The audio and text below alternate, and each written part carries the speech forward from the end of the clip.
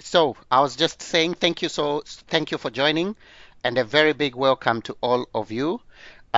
This is the last webinar before the sector ministers meeting, which is which will take place in now just 2 weeks, and we're so excited seeing the progress that's been made in terms of the preparations, the discussions, the analysis that several partners and governments are doing on the topic of leave no one behind and inequalities.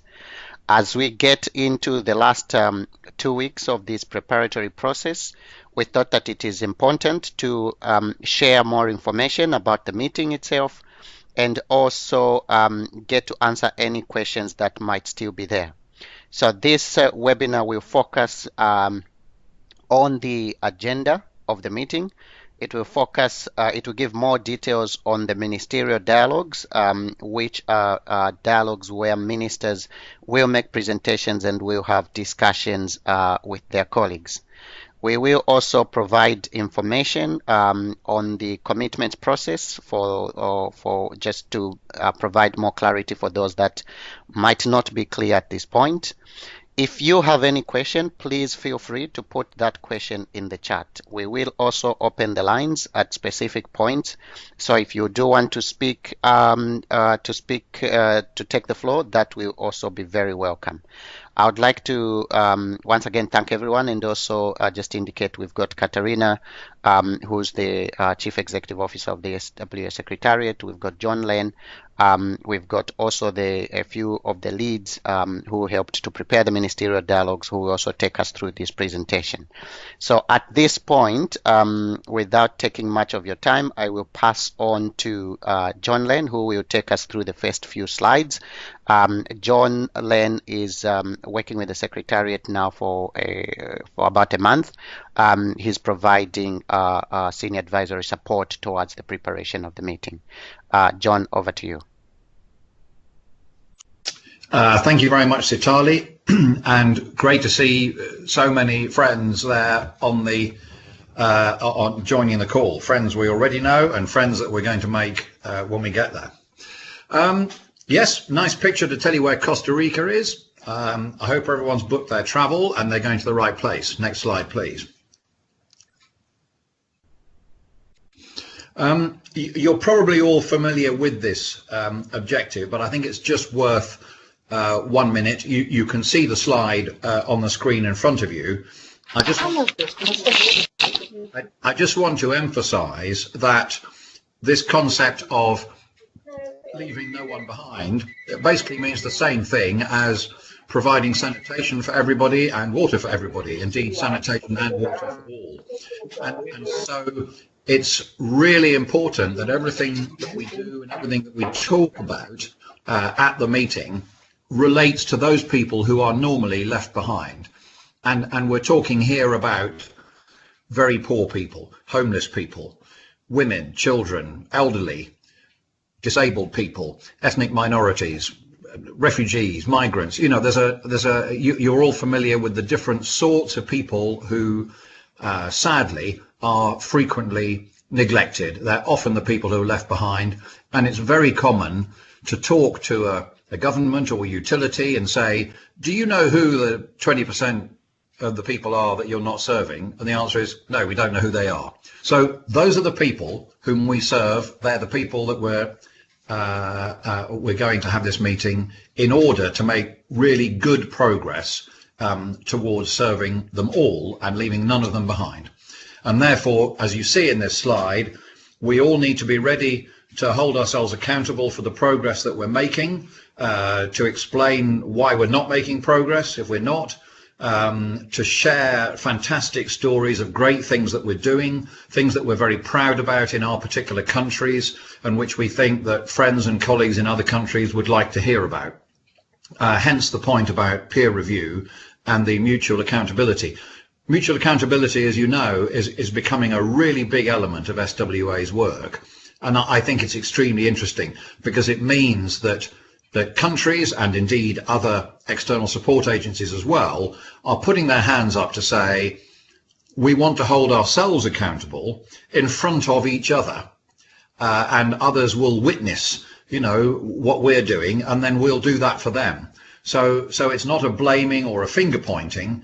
The intention is that by holding ourselves accountable in public in front of other people and vice versa, we generate momentum, we help each other, and in particular we provide all the support and help and encouragement that we possibly can to the ministers responsible for sanitation and water, because they have a really, really difficult job, and it's up to everybody else to help them. Next slide, please.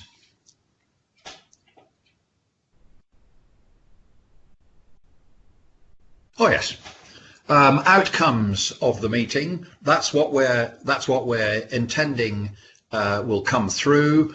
So a common understanding of what leaving no one behind means, looking at inequality in WASH causes and impact, leadership. We need to know that we're going to leave the meeting in Costa Rica with a clearer idea of the role of leaders and leaderships and leaders, sorry. And then the framework of the guiding principles and the building blocks, but how we can apply them specifically to this issue of inequality and of serving everybody.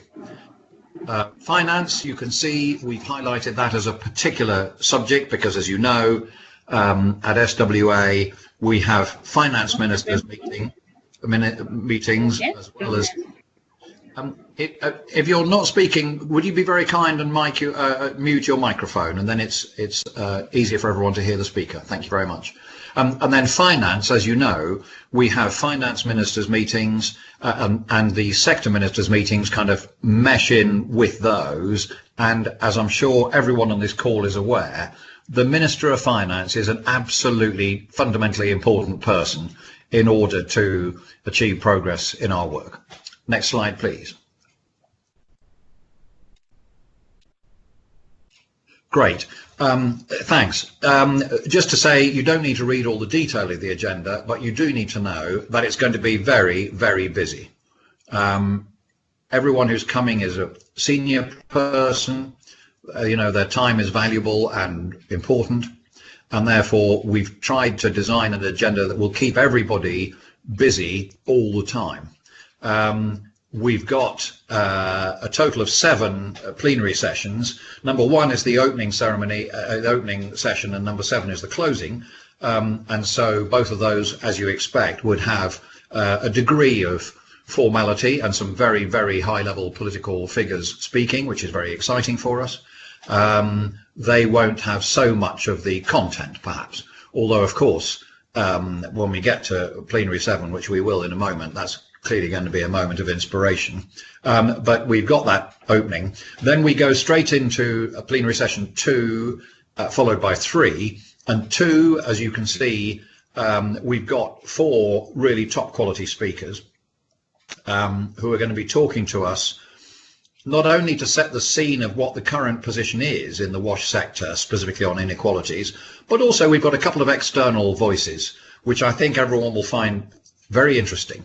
One talking about the importance of improved water and sanitation for gender equality, and another talking about how reducing inequality in general, or eliminating inequality, generates economic progress.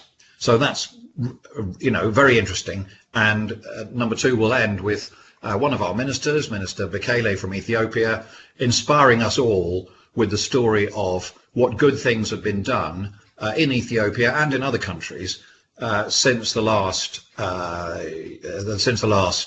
sector ministers meeting 2 years ago. You'll be pleased to know we've got about 70 ministers coming, which I think is the largest number of ministers of water and sanitation ever gathered together in one room. So that's all good. So that's plenary 2, and then plenary 3 we'll be using the SWA building blocks with a whole group of different people up on the stage to talk about, you know, what are the elements in achieving sanitation and water for all and leaving no one behind. And there will be more opportunity for interactions from the floor of the meeting as well, you know, whereas sessions 1 and 2 the opportunity for interventions from the floor is a bit less, but session 3 is going to be very interactive. Then after a well-earned cup of coffee, we go off into the first of the 3 sessions of ministerial dialogues, which, as Sitali mentioned, we're going to talk about later in this meeting in a little bit more detail. Let me just give you an overview, which is that we've got about 200 people there, and we're going to divide up into 8 rooms, so that's roughly 25 people in each room, which is a nice number to have a conversation. And among those 25 people will contain 2 or 3 ministers who are going to give a presentation on that particular issue, and then about half a dozen other ministers who will be very active in the discussion, and then the other people in the room will be mainly representatives from the other partners of SWA, and also, of course, staff members accompanying the ministers. And those people will also be involved in the discussion, but as the name implies, it's principally ministerial dialogue. So in each of those time slots, take number 1 as an example, which is about how have inequalities been addressed, taking stock over the last couple of years, there are going to be 8 groups all at the same time talking about the same question. Okay? And then after lunch, dialogue number 2, the same setup, and that's going to be about finance and financing strategies. Then we get through to the end of the day, back in plenary with session number 4, which is a real showpiece for SWA. It's the mutual accountability mechanism, of which we are all rightly proud. And so that will be demonstrated. We're going to have a bunch of people up on the stage talking about how that accountability mechanism has helped them in their own countries, and also some external agencies, and what are the commitments, what's the process of making commitments within that mechanism, and what sort of commitments are they making. It's not a boring catalogue of everybody's speeches about their commitments, but it gives you a flavour of what the commitments are.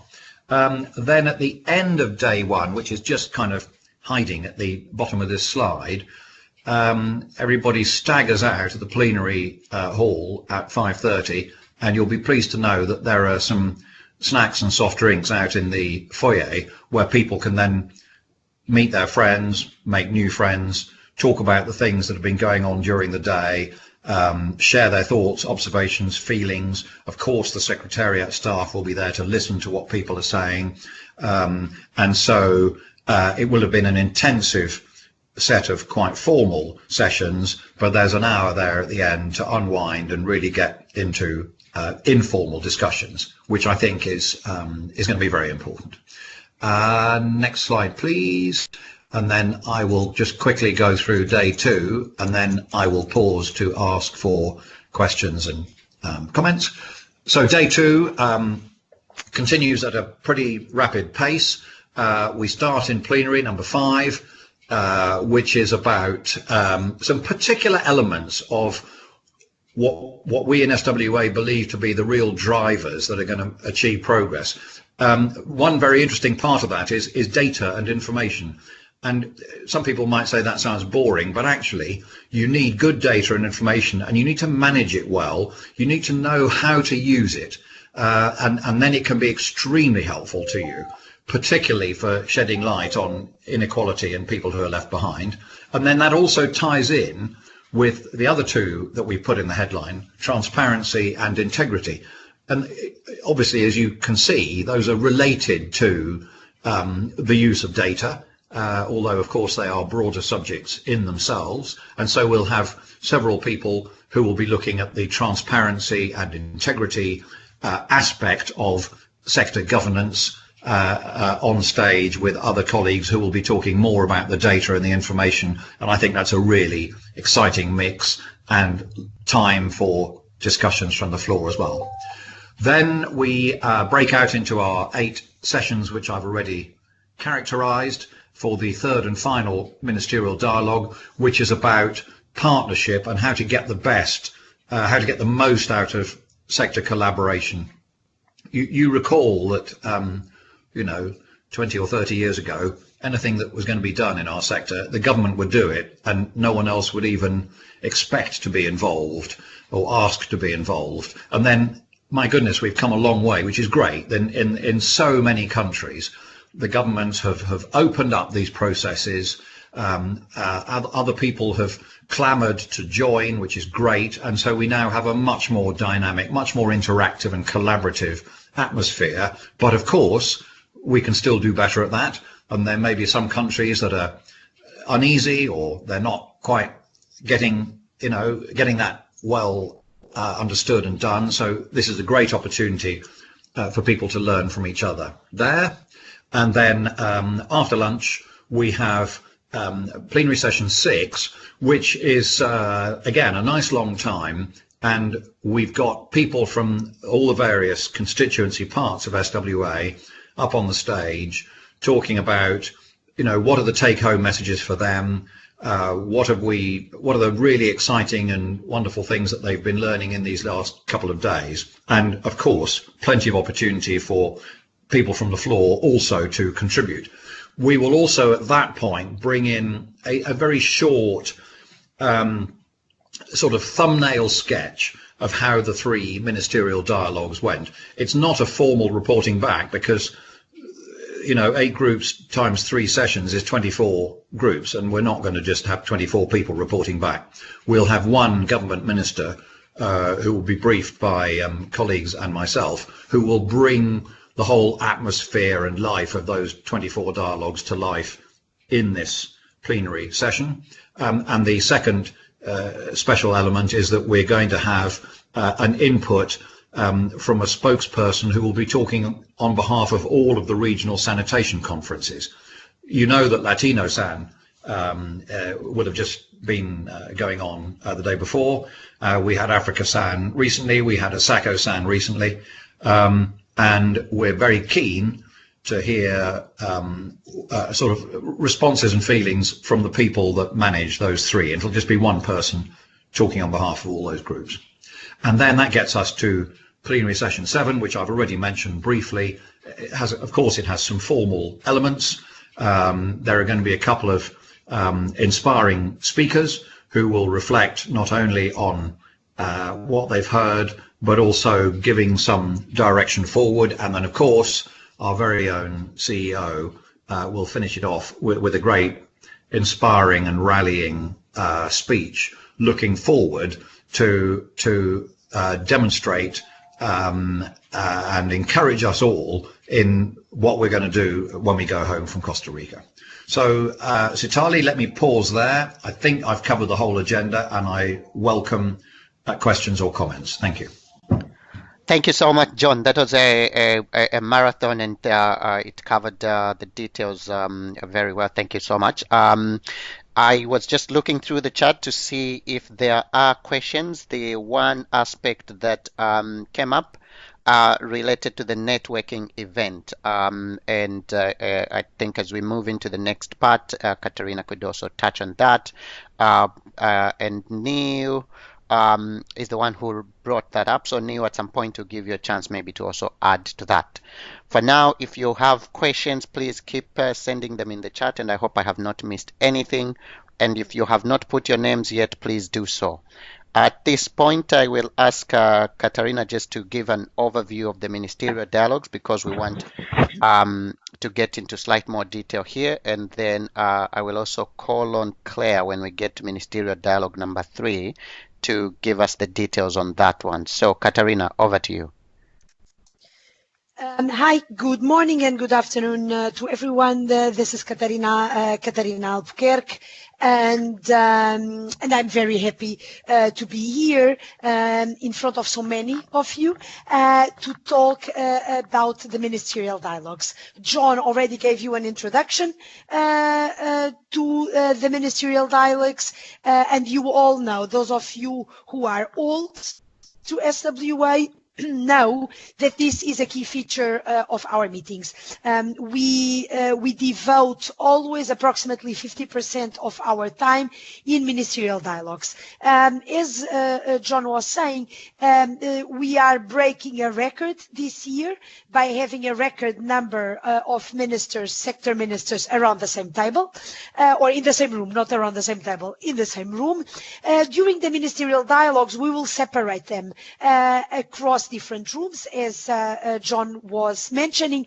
But for the first time in SWA's history, we will have simultaneous interpretation in every single room, because we think that one of our big value added is to bring together people from different regions. As John was saying, the Latinos will have been together at Latino Sun on Monday, Tuesday, and Wednesday of that same week. So they don't want necessarily to meet the same people again.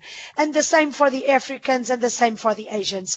We think that the value added and the interesting bit is to mix people up, make people meet new people, and make people meet and get to know new solutions and experiences, as well as problems, bottlenecks, but also something new. We are going to have 3 ministerial dialogues. I will speak about the first 2, and Claire Battle from WaterAid, who has led the work on the 3rd ministerial dialogue. She will present on it. So what have we done this year?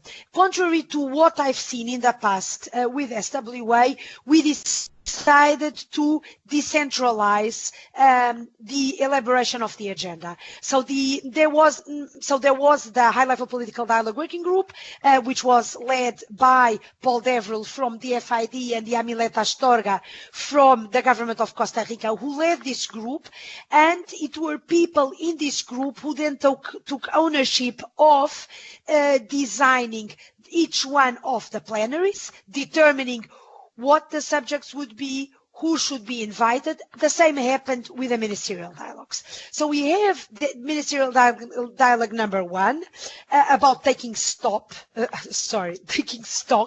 of progress since our last self-standing sector ministers meeting in Ethiopia in 2016.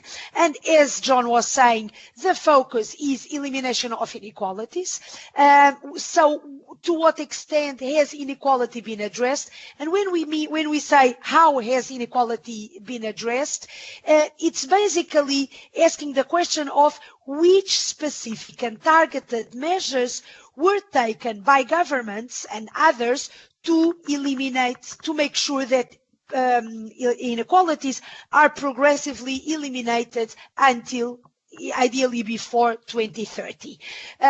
What has been done in terms of identifying the groups, adopting specific measures, including financial measures to address these groups.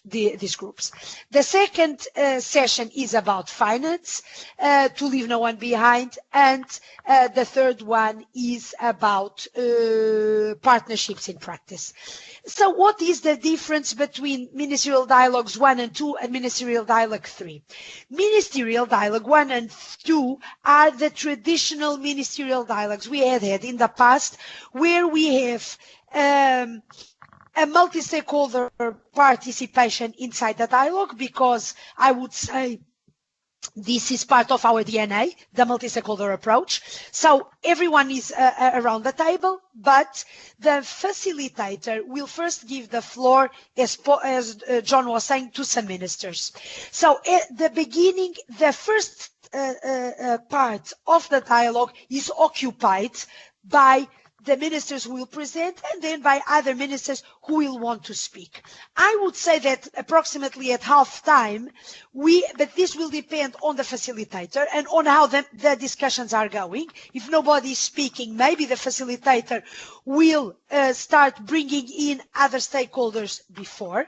It will depend. So we would say approximately at half time, the facilitator will bring in other stakeholders, civil society, private sector, research and learning, external support agencies to also speak, make suggestions, comments, raise questions, etc. Ministerial Dialogue 3 will be multi-stakeholder from minute number 1. Whereas in Dialogues 1 and 2, you have first just the ministers, and in a second moment, you open up. In Ministerial Dialogue 3, we open up from the beginning. So, as I was starting to say, taking stock, the first ministerial dialogue, what is the objective? Is to create a setting where ministers will feel motivated and confident to share and learn from each other's efforts, good practices, but also difficulties, right? I think we learn a lot about listening to others' difficulties and also from our own difficulties. And I remember moderating in the past several ministerial dialogues where certain ministers expressed their anxiousness or frustrations about certain bottlenecks, and there were others in the room who had already dealt with those problems or were dealing successfully with those issues and would be able to step in and to support and explain what they were doing and inspire their peers. So the idea is for them to feel motivated, to share best practices, but I would also say problems in setting and monitoring appropriate national targets for not only universal access, but also to safely manage wash surfaces by 2030, but also this specific focus on eliminating of inequalities. So, of course, the global vision is universal access, of course, we all know that, but we will never get there if we don't have a specific focus on the progressive elimination of inequalities, which means putting the furthest behind first, as I've been hearing the UN Secretary General, the Deputy Secretary General saying recently again and again and again. And this is what it is about, putting the furthest behind first. So to motivate, it's also the objective, and spark confidence in the ministers to step up their efforts towards reaching universal access by putting them furthest behind first, okay? Taking into account, of course, the country's specific situation and conditions, which can vary from region to region. And this is why I always say that very often you have a certain region in a Latin American country with a lot in common with Africa, for example. If you look, for example, at the northeast of Brazil, which is extremely dry, it has much more in common with Africa, sub-Saharan Africa, than with other parts of Latin America or with Asia. Main questions for the dialogue are: what is the existing coverage? What are the service levels? And what are the inequalities? Have you identified who is being left behind? The question that John was referring to. Who is being left behind?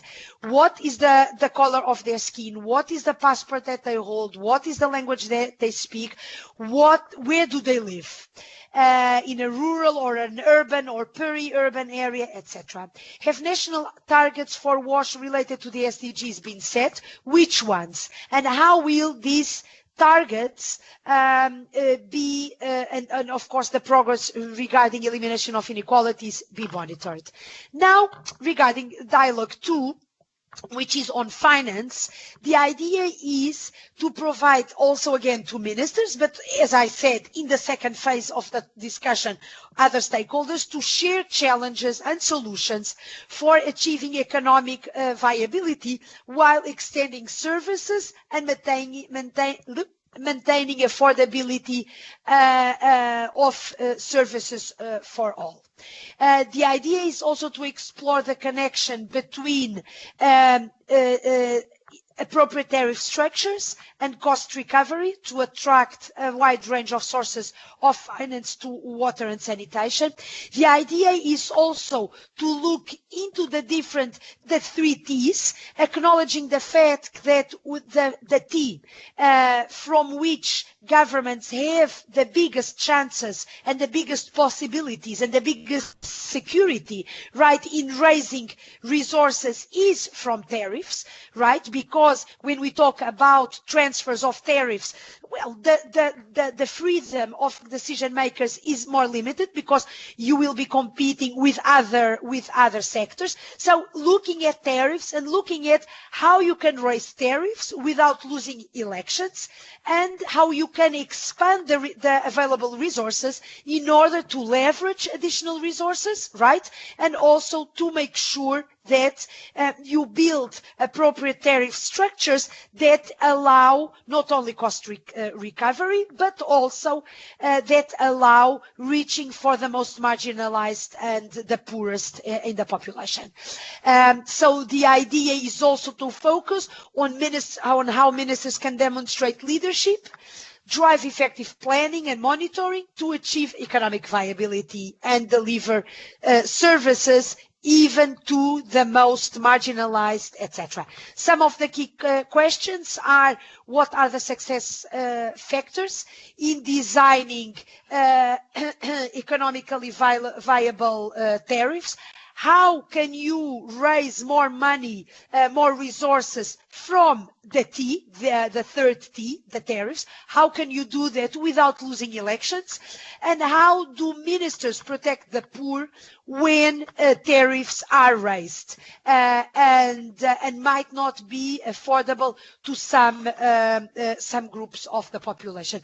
I will stop here if you agree, and I would hand over now to Claire Battle. Thank you for your attention. Wonderful. Thank you, Katerina. Hello, everybody. I hope you can hear me okay. Do shout in the chat if not. So the 3rd ministerial dialogue, I think that the first thing to emphasize is the point Katerina's already made, which is that this one is a little bit different. So this one, rather than focusing primarily on the dialogue between country ministers, will really try and foster a broader multi-stakeholder dialogue across the different constituencies that SWA brings together, and focus on how we can really foster and strengthen collaboration between different SWA partners. And the reason for that focus is partly, as John had said, that we are keen to see government supporting and developing open and inclusive multi-stakeholder processes and platforms, bringing more partners into national dialogue and to make the design of plans and strategies and so on. But we also know that other SWA partners carry responsibilities too. Sometimes development partners aren't working with government and supporting and aligning behind them in the ways that we know they need to in order to ensure their investments are most effective at driving progress in the wash sector and ensuring no one is left behind. So it's really about having everyone round the table and having an opportunity for different partners from different constituencies to hold each other accountable for what they need to do to deliver the progress that we all want to see. So the focus will really be on these opportunities to build and develop partnerships.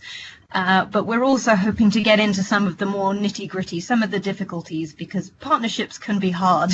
There are often challenges and trade-offs. Often we all need to change the way we work or the way we behave in order to build and sustain partnerships with others. So we're really hoping that this will give partners a good environment to get into some of these issues and to understand the perspectives and the challenges that others are facing so that we can all work together more effectively.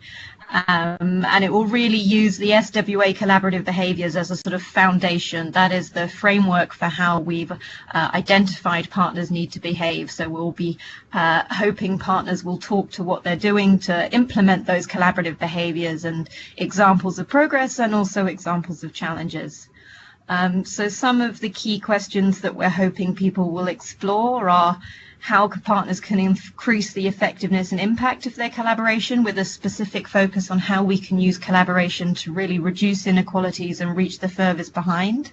We're also hoping partners will really hold each other accountable for collaborative ways of working. So we would like civil society to be talking to government about how civil society can become more involved in national processes.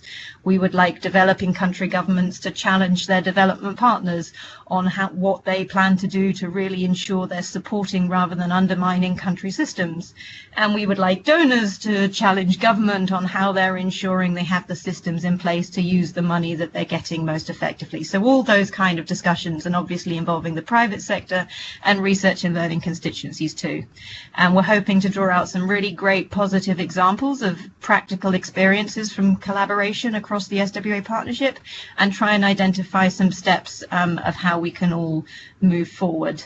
And in terms of the structure, the session, like the other ministerial dialogues, each group will open with presentations, but rather than two presentations from ministers, there will be one presentation from ministers and then one brief presentation from a representative of one of the other SWA constituencies, for example, the external support agencies, the private sector, research and learning, and civil society.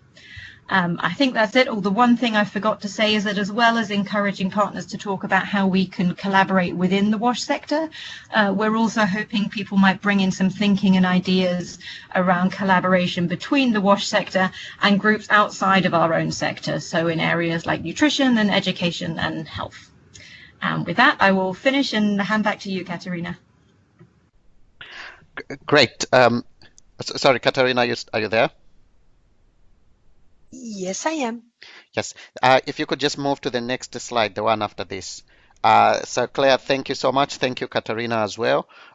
Just to say that the general outline of these slides is to of each of the presentations from either ministers or the partners that will speak in all these ministerial dialogues, is that they will present a maximum of 3 slides, which will give a general sense of what the situation is in their country vis-a-vis the topic of discussion, and then hopefully they could put some numbers that give us a sense of what the challenge is or what the situation is, and then that should be supported with some of these ideas that they're trying in terms of solutions, but also some reflections. So this is just the general sense, but there are very specific templates for each of these ministerial dialogues that countries and partners that will be presenting will receive or have received if they've already made a choice. So at this point, I will pause and see if there are any questions. And if you would like to pose a question, please feel free to take the floor by unmuting your line. I will also be checking to see if there are questions that are pending in the chat. So far, I did not see any question, but there was the issue of the networking event.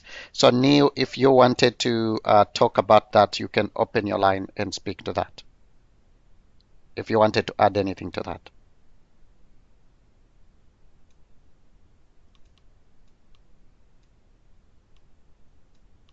Indicated areas of interest. When are they confirming to us?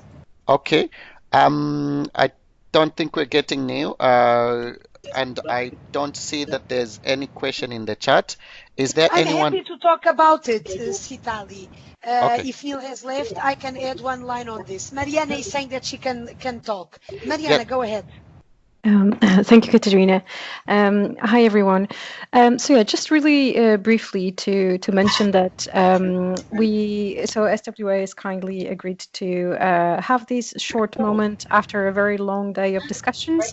So this is really an opportunity for all the delegates to come together in a very informal setting, hopefully a very beautiful scenery around, and basically there will be just some soft drinks and food, and you'll be able to meet and greet others that you've met before or establish new connections. But yes, definitely an excellent opportunity to network and get to know each other a little bit more. Thank you. Thanks, Mariana, and thank you, Katerina. You had wanted to add something. in case you want to do that, we can come back to you. I see that there's a question from Uganda. So Uganda, we will open your line and you can then pose the question. Shiva, your line is open. Okay. Hi, Sitali. Good evening from Uganda. Our Julian will pose the question. Please, Julian. Perfect. Okay, Thank you. Good evening, viewers and listeners. My question from Uganda for the team is, we are preparing the sector ministers' slides for presentations, and we are supposed to submit them, and then you view them and send them back. What is the deadline for submission, and when should we submit for the finals? Okay, thank you so much. So a very quick question. You've selected the ministerial dialogue that you would like your minister to present in. We've just been looking also at other selections that are coming from countries. The deadline is today. So at this point, you will now receive the actual template to use with a deadline of next week Thursday. If you're able to give us that those slides, that would be good. The idea then is that we're able to look at them and see if we can offer you some final feedback before the meeting. But if you send us next week Thursday, that would be wonderful, and then we will then line them up for the meeting in the course of the following week, and to give you feedback if there's any feedback that would have to come after Thursday. Thank you. Okay, thank you too. Thank you so much, Julian. We have a question.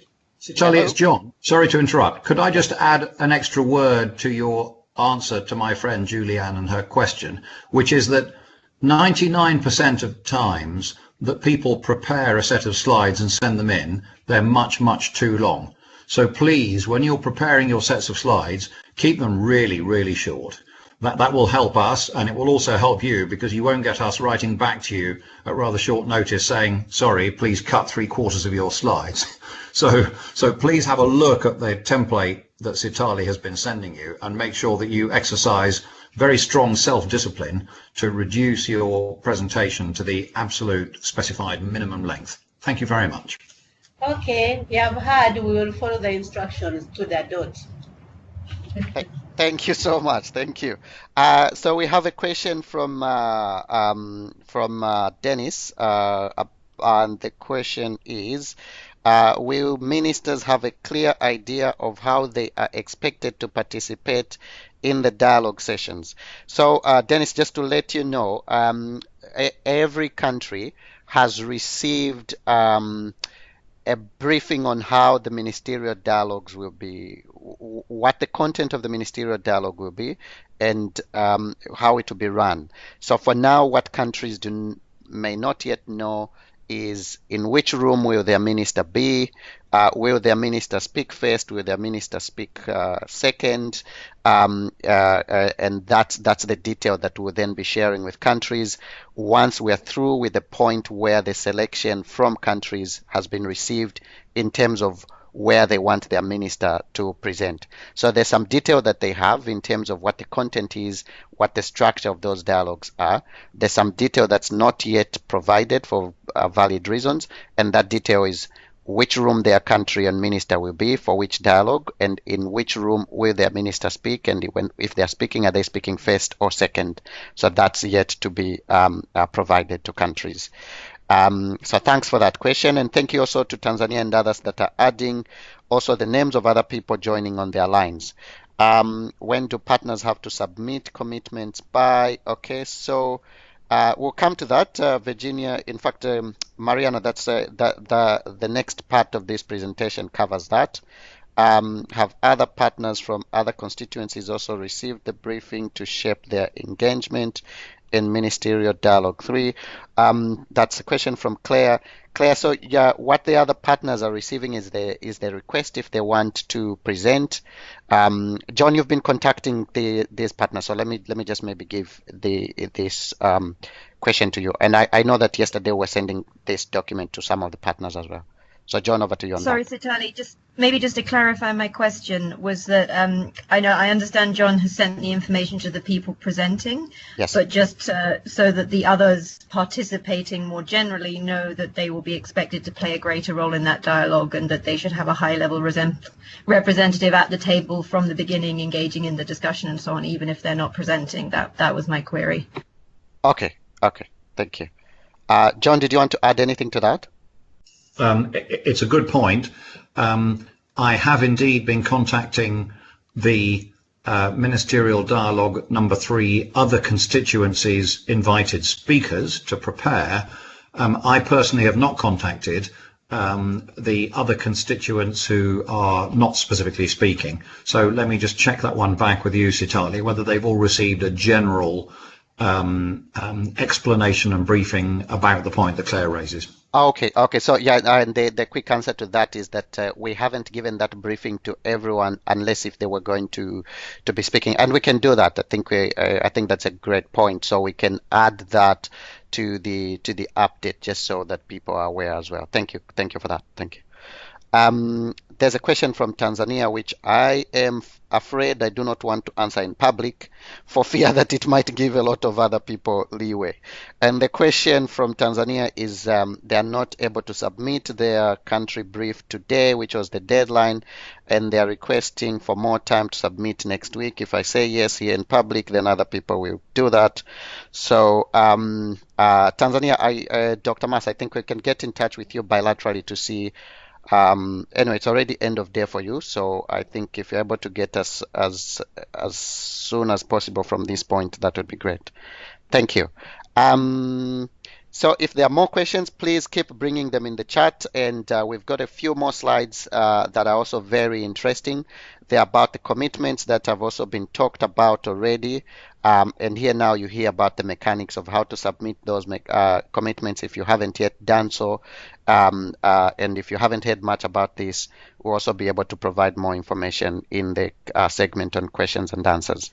So Virginia, are you there and are you ready? Yes, Sitali, I am here and I'm ready. Perfect. And are you able to take over as presenter? Or I can move the slides for you. Why don't you move the slides for me and then I will. Okay. Yeah. So thank you very much. Great. So I'm sure that most of you are already aware about the mutual accountability mechanism and have heard either somebody from your country speak about the mutual accountability mechanism, or heard me or Sitali or one of the many other people who are very knowledgeable about this. But I just very briefly, the main points about this updated mutual accountability mechanism, which takes over from the previous SWA commitments process. We learned lessons from that process and we've updated it to meet the requirements of the SDGs.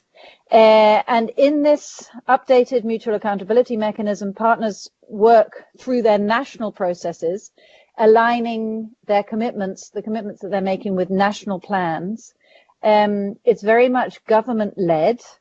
The government, together with all of the stakeholders in the country, identify the priorities and then define from those priorities 3 national level commitments that they want to bring to the attention at the global level.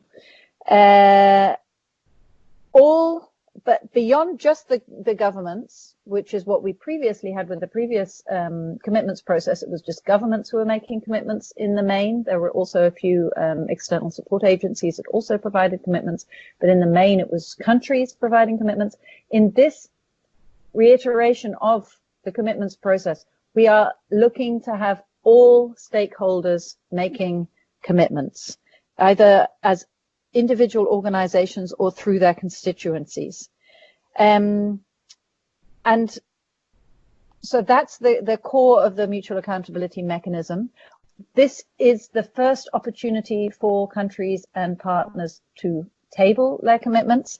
And so what we're looking forward to is having as many countries and other partners submit their commitments so that we can make sure that they're all available and visible at the meeting in 2 weeks' time. So let us move on to the next slide, because it talks a little bit about how you submit those commitments. The deadline is essentially for today, and as with Satali's comment, we would appreciate those coming in as soon as possible, as much in order for us to be able to give you some feedback if necessary, and then also to make sure that we have them all in order and all translated in time for the meeting in 2 weeks' time. So, sorry, can you go back one, Sitali, if I have time? This slide just shows you more or less the information that we're looking for. We're trying to keep it as simple as possible. We just want to know the name of your country. If you're from the government, then which ministry or which department you're making the commitment from. Then the text of the commitment, including, and we would like to have a target date. So in the next 2-3 years, when you expect to achieve the commitment. We are very keen to know whether or not it was the commitments was defined through a participatory process. And then for the future, obviously on this occasion, we're only going to be tabling commitments, but in the future, obviously we will need there to be some kind of reporting back, review of those commitments. And so we'd like to, an indication at this point of how you will review the commitment, and perhaps a source document of where the commitment has come from. So if it's come from a national plan or a strategy, it's really useful for us if you also send that to us at the same time, the document that where the commitment is perhaps sourced from. And then there's also an opportunity to make any particular notes. Now, if you move on to the next slide, Satali. We have a couple of different ways in which you can submit those commitments to us. For countries, we've given the opportunity of an offline Excel table, or alternatively, you can submit them online and they will go directly into our database. We would like to please ask you to limit your commitments per constituency or per country to just 3 commitments. So the country would submit 3 commitments, and the other constituencies will also each submit up to 3 commitments. The reason being, we really want to understand what your priorities are, and we want to make sure that you know exactly what it is that you want to achieve, so that you're really putting your priorities up there. You're putting achievable, that they're smart commitments, and that they're achievable. If you have too many commitments, in our experience from the previous process, the danger is that you won't achieve any of them. So we are putting in a plea for only 3 commitments to be tabled at any one time. Next slide. This is just showing you the format of the online form for submission. If you have any questions, we have a new email address dedicated to this. It's called commitments@sanitationandwaterforall.org. It's manned by a couple of us at the Secretariat, and we will get back to you if you have any questions or any problems. You can also talk to your government focal points, your SWA focal points, or to the person in the SWA Secretariat who is working with your country, and they will be very happy to assist you. Sitali, next slide, please. That appears to be it for my intervention. So any questions, I'm happy to take them. Yes, and we have a few questions in the chat, Virginia. So in no particular order, let me just see, maybe I should actually start from the beginning. So in Pakistan, they're having a stakeholders meeting next week where commitments from all constituencies are brought under discussion and finalized. So I think that's also to say we most likely will receive the commitments from Pakistan next week after this meeting. And then there's a question from Anthony, Virginia, and he's asking that in the online form, there are some questions or fields which have a red star and others don't have that red star. Does that mean some parts are mandatory and others are not mandatory? If you could deal with that, Virginia. Thank you. Yes. Well, I believe, and let me look at that again, Anthony, I think that if it's got a red star, then yes, you need to answer it. And then the red text should disappear once you've put a response in there. But let me look at that, and I can, and if I see any problems there, or if you let's talk about that bilaterally.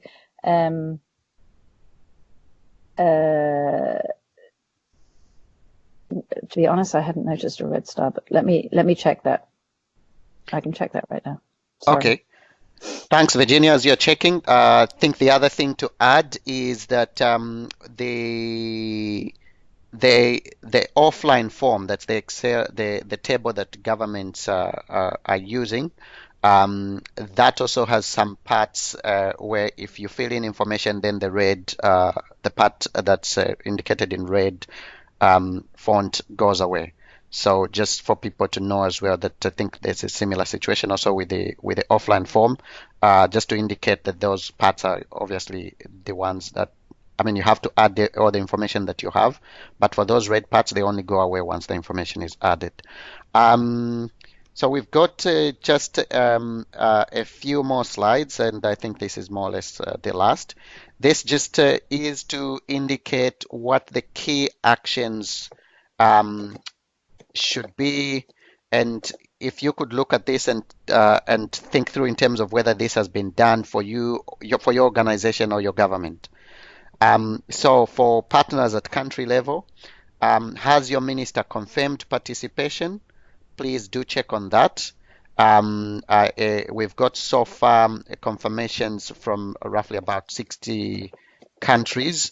And so if you haven't confirmed and you're still in the process of getting that final confirmation, please do so very, very soon, because the visa process for Costa Rica will be closing soon for you to actually have the window to make it. The second is to see if your country has selected the ministerial dialogue in which to present. So this is mostly for governments. Has your country told us which ministerial dialogue you want to present? The deadline for that is today. Please do so as soon as possible if you haven't.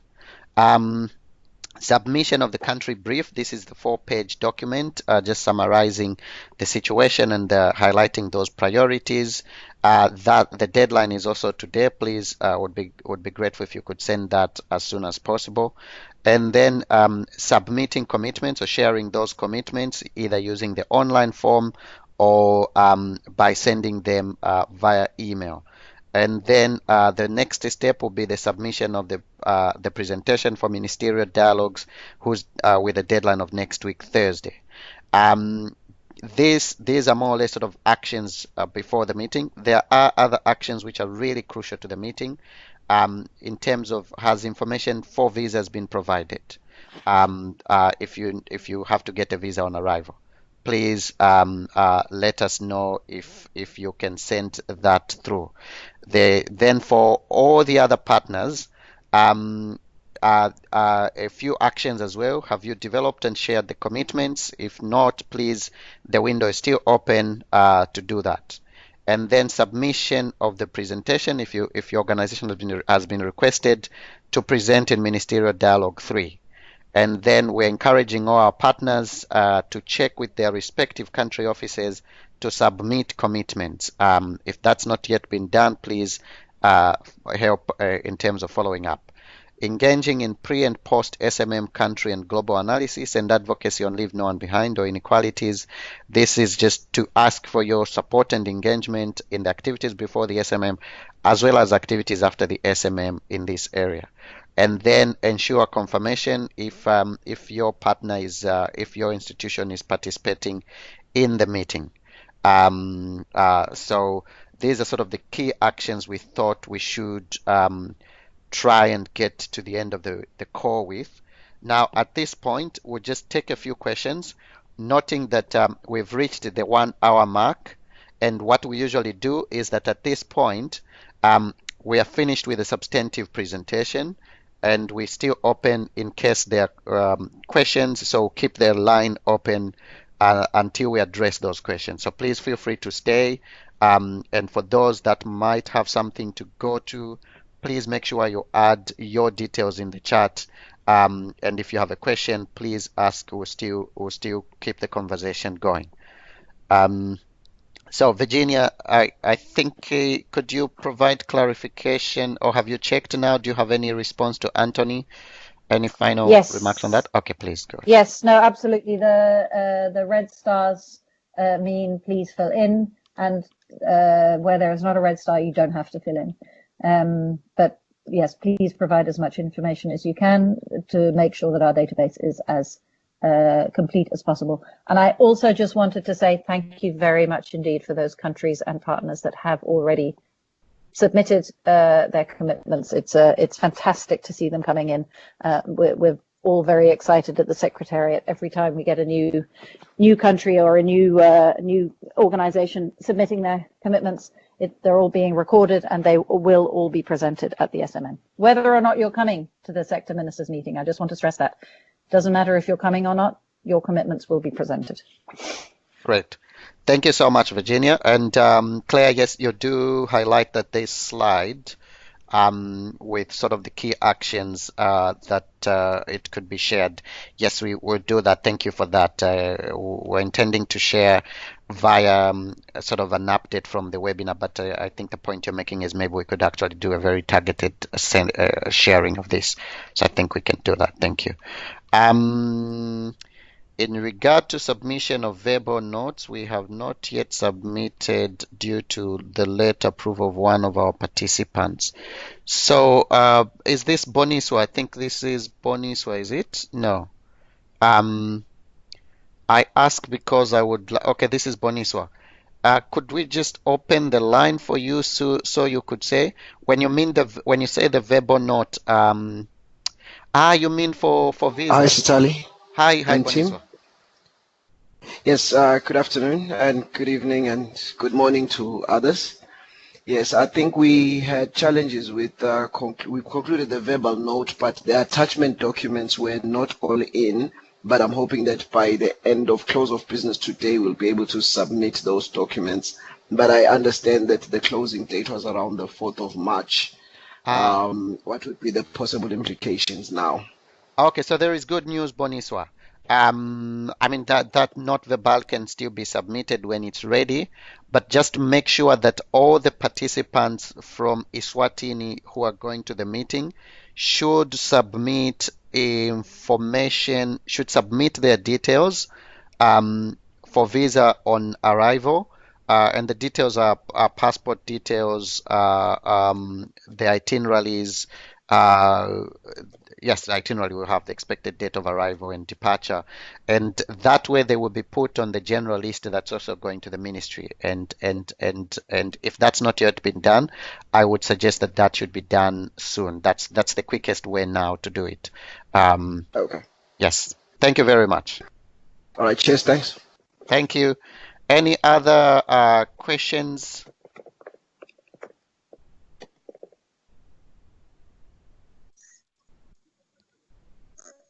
Hi, Stali. Yes, please. Abi is speaking. Oh, Abi, how are you? I am fine. What about you? Good. Thank you. Yeah. Please go ahead with the question. My question is about the visa that already we applied for Costa Rica foreign minister, and through SWA that we are going process that one. Can we get the letter from Costa Rica foreign ministers to the visa letter or not? Please, can you confirm that one? Okay, great. I thank you for that. So you want to know whether there will be a communication that will come to you saying the visa on arrival has been approved, and that enables you to get onto the plane. So there will be some form of communication that will come through. That might come with the whole we'll send the communication that comes from Costa Rica on that. We were talking about it, if I think it was last week. Okay. So expect to receive something once they've gone through the process. Yeah. Thank you. Okay. Any other question?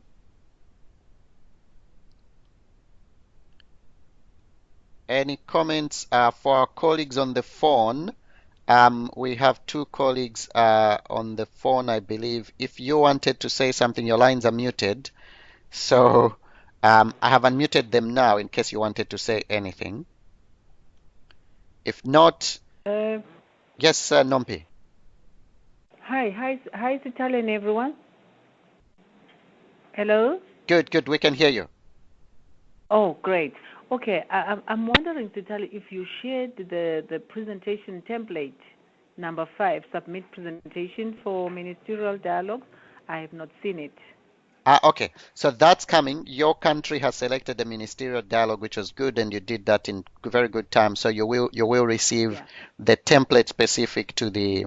We've just sort of been going through the process of assigning countries to ministerial dialogues, and we wanted to wait a bit in case we needed to ask you to do your second preference instead of the first. But you will receive that shortly. I think by the time you start your day tomorrow.